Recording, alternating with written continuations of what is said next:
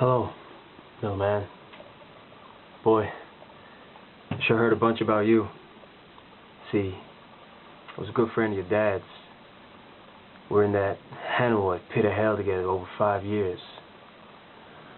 Hopefully, you'll never have to experience this yourself, but when two men are in a situation like me and your dad were, for as long as we were, you take on certain responsibilities of the other.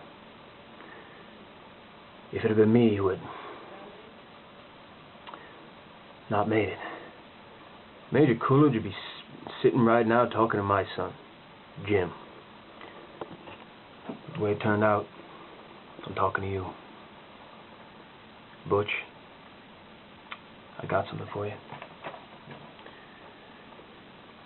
This watch I got right here was first purchased by your great-grandfather during the First World War. It was bought in a little general store in Knoxville, Tennessee, made by the first company to ever make wristwatches. Till then, people just carried wristwatches. It was bought by Private Doughboy Elaine Coolidge on the day he set sail for Paris. It was your great-grandfather's war watch, and he wore it every day he was in that war. And when he had done his duty, he went home to your great-grandmother, took the watch, put it in an old coffee can, and in that can it stayed until your granddad, Dane Coolidge, was called upon by his country to go overseas and fight the Germans once again. This time they called it World War II. Your great-grandfather gave this watch to your granddad for good luck.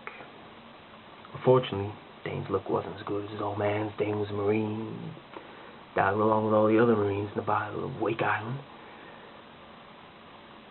Your granddad was facing death. He knew it. Those boys had any illusions about ever leaving that island alive.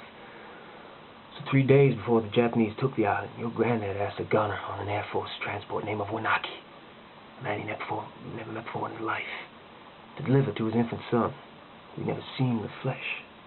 His gold watch. 3 days later, your granddad was dead, but Wanaki kept his word. After the war was over, he paid a visit to your grandmother, delivering to your infant father his dad's gold watch. This watch.